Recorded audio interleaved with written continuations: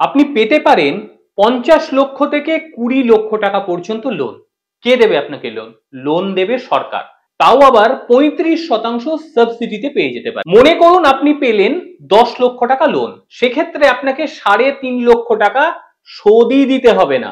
সরকারের বিশেষ এই যোজনা, নাম পিএমইজিপি অর্থাৎ prime minister employment generation programme, এই প্রোগ্রামের আওতায় আপনি লোন পেতে পারেন। তবে এই লোন পাওয়ার ক্ষেত্রে বেশ কিছু ক্রাইটেরিয়া রয়েছে।